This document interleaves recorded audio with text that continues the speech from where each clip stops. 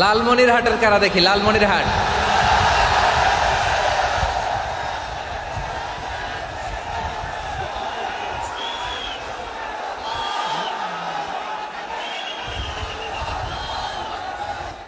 আজ রংপুর বিভাগের আমাদের একটা জেলাতে প্রোগ্রাম হচ্ছে এখানে। এক্স্যাক্টলি আজকের এই দিনে এই মুহূর্তে এখন আমাদের সকলের প্রিয় ডক্টর মিজানুর রহমান আজহারী হুজুরের মাহফিল রংপুরের লালমনিরহাটে। ঠিক আছে না কথাটা?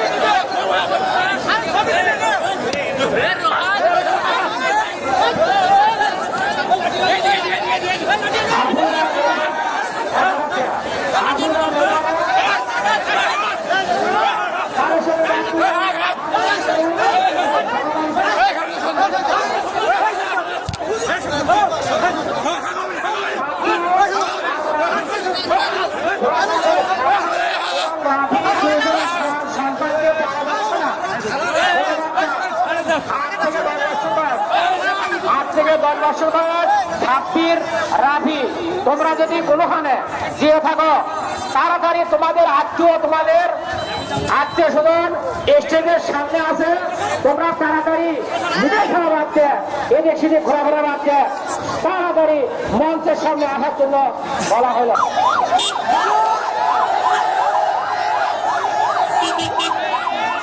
বিসমিল্লাহির রহমানির রহিম। রবীন্দ্রনাথ সাপেক্ষে মাদ্রাসা সরঞ্জাম বলতেন রবীন্দ্রনাথ সাপেক্ষে মাদ্রাসা ময়দান, তারিখ আগামী 23শে জানুয়ারি 2025 রোজ বৃহস্পতিবার। প্রধান বক্তা বিশিষ্ট ইসলামী মোহাম্মদ গোলাম রব্বানী যুক্তিবাদী প্রধান বক্তা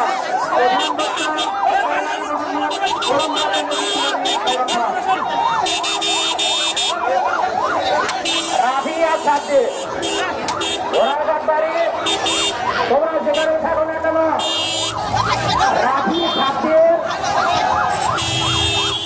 আলহামদুলিল্লাহ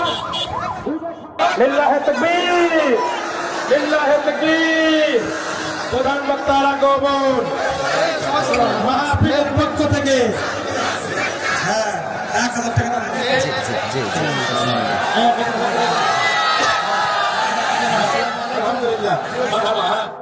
লালমনিরহাটে আজকে আজহারী হুজুরের মাহফিল এবং আমাদের আজকের এই মাহফিল, এখানে যুবকদের যেই জনস্রোত, এটাই প্রমাণ করছে আগামীর বাংলাদেশ হবে ইসলামের বাংলাদেশ।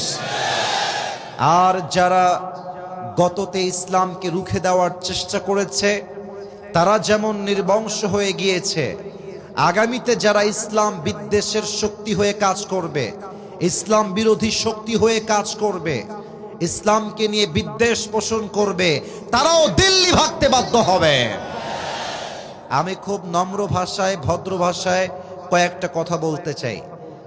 আজকে দিনের বেলায় আজহারী হুজুরের মাহফিল লালমনিরহাটের কয়েকটা মাঠ মিলে বিশাল মাহফিল। কোনো মাঠে কোনো জায়গা নাই, হাজার হাজার যুবক দিয়ে, মা বোন দিয়ে সব প্যান্ডেল, স্টেডিয়ামটাও ভরপুর হয়ে গেছে। আমি শুধু একটা কথাই বলবো, ইসলামকে যত বেশি আপনি দমন করতে চাইবেন, ইসলাম তত বেশি ফুলে ফেপে সামনের দিকে এগিয়ে যাবে। আজহারী সাহেবকে নিয়ে অনেকে দেখলাম অনেক নতুন করে চুলকানি শুরু হয়েছে, অনেকে অনেক বাজে কথা বলা ট্রাই করছেন। লাভ নাই, খাওয়া নাই, খাওয়া নাই। আপনি যতই বলেন, এটা আপনাকে মানতে হবে যে Azhari is a brand of Bangladesh. আজহারীর মতো জনপ্রিয় আলোচক, ইসলামিক লেকচারার পৃথিবীর কোথাও নাই। আমি প্রমাণ দিচ্ছি।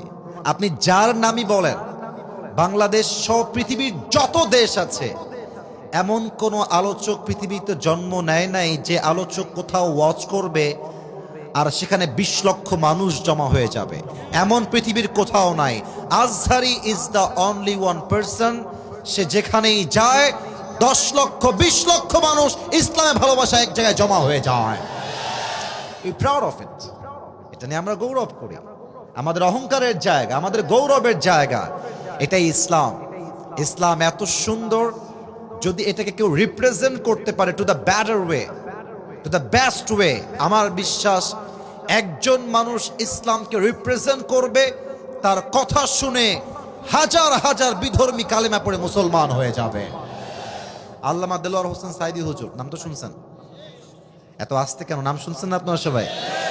আমি দোয়া করি আল্লাহ হুজুরকে জান্নাতুল ফেরদাউসের উঁচু মাকাম নসিব করুক। পড়েন সবাই আমিন।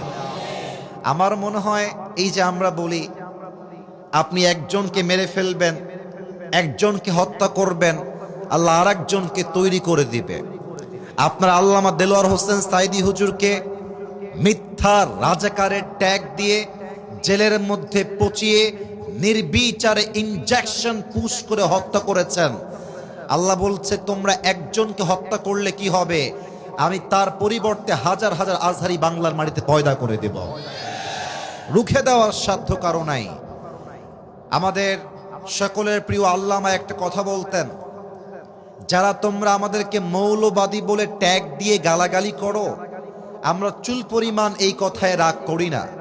কেন করি না? ঠান্ডা ভাষায় বলছি, কোনো লাউড অ্যান্ড শাউট ছাড়া বুঝে শুনবেন। দেলোয়ার হোসেন সাইদি হুজুর বলতেন মৌল শব্দ আসছে মূল থেকে। কি থেকে? এটা গায়বান্ধার সাউন্ড হইল না। কি থেকে? মূল থেকে। মূল মানে হচ্ছে কোরআন, মূল মানে হলো হাদিস, মূল মানে হচ্ছে আল্লাহ তাআলা, মূল মানে হচ্ছে হিজ লাস্ট মেসেঞ্জার মুহাম্মদ সাল্লাল্লাহু আলাইহি ওয়াসাল্লাম। তো উনি বলতেন যারা আমাদেরকে মৌলবাদী বলে গালি দাও, আমরা হলাম মূলবাদী আর তোমরা সবাই আগাবাদী। এবার গায়েবান্ধার যুবকেরা, মুরব্বী আব্বা জানেরা সিংহের মতো গর্জন দিয়ে আমাকে আনসার করবেন জোরে। গাছের আগায় শক্তি বেশি হয় না গোড়ায় শক্তি বেশি হয়? উনি বলতেন তোমরা থাকো গাছের আগায়, চুপচাপ ঝাপটি মেরে বসে থাকো, মারামারি বেশি কইরো না, জুলুমবাজির রাজনীতি কইরো না, আলেমদেরকে ধরে জেলখানায় বন্দী করো না। যদি এরকম জুলুম করতেই থাকো, একটা সময় আসবে এই দেশের 16 কোটি মানুষ গাছের গোড়ায় ধরে একটা ঝাঁকুনি দিবে, ঝাঁকুনির ঠেলায় তোমরা মামুর বাড়ি দিল্লি গিয়ে পড়বা। দিল্লি গিয়েই তারা পড়েছে।